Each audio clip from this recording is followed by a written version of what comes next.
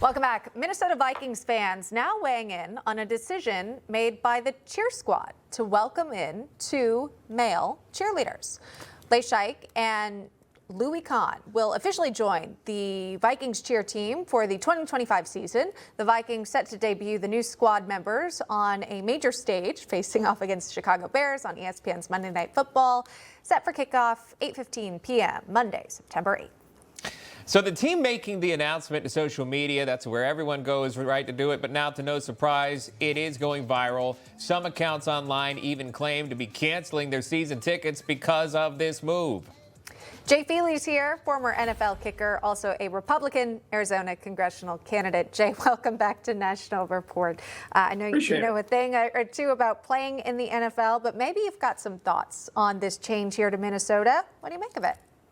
Well, football is the most masculine, physical sport that we have, professional sport. And I don't think the fans necessarily go there to see that. But I could care less if there's a male out there as a cheerleader. The things that I do care about, though, are, you know, the women on that cheerleading squad and their locker rooms and their bathrooms. Are we protecting them? You know, I don't think any woman in our country should put in a situation where there's men in their locker rooms or men in their bathrooms. We shouldn't be, under the guise of equality, creating unsafe spaces and unequal spaces for women. And I think that's what happens continually throughout our culture right now, because there is a war, you know, on family and there's a war on masculinity. That's the second thing that stands out to me, is that what kind of message are we sending our boys? I think there's a confusion that exists because masculinity is under attack continually in our culture today. And there's not a real definition for young boys of what a man really should be. And you know, for me, a man should be strong. He should be a defender. He should be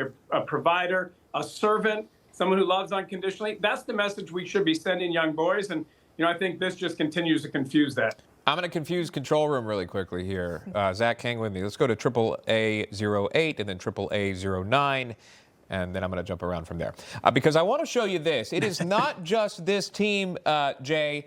There are several teams. 12 teams in the NFL have male cheerleaders, including the Minnesota Vikings, the Baltimore Ravens, the Rams, the Saints, the Eagles, the 49ers, the Eagles, in case I didn't get that out there, Patriots, the Titans, the Indianapolis Colts, Kansas City Chiefs, Tampa Bay Buccaneers, Carolina Panthers. But here's the kicker. The Ravens are making history with 19 males on their cheer team. Again, 19 men cheering.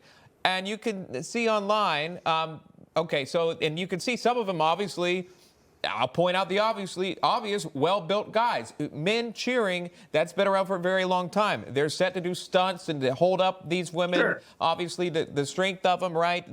It's even written that their focus is on stunts and pyramid building, so you may see more to it.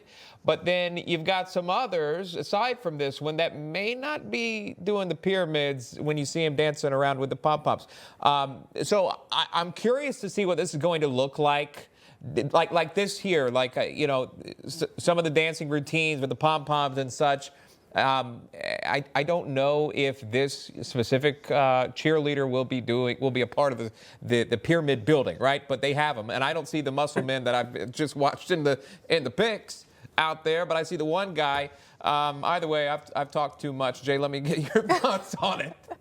Well, I don't know why we continue to try to have men replace women. I mean, my daughter, when she was a freshman, my oldest daughter was going into high school, and they didn't have a women's soccer team. You know, they were like, oh, she can try out for the guys' team. I'm like, well, that's unsafe, first of all. And second, it's unfair. And so we started a girls' soccer team, and, you know, I coached that team, and we ended up winning a state championship. But, you know, I think we have to continually find ways to protect women, protect women's sports, you know, and that's what I worry about. I just worry that we continue to find ways to replace women and men going into women's sports or women's activities, you know, instead of, you know, having those men continue to do what men have done and be in their areas. I don't think we have to try to find ways to replace women and put men into those areas. Yeah, point well taken. And totally understood, right? This has become a political issue where you've got folks on the left who want to defend having young boys who pretend to be girls, participate in girls' sports. And that's why,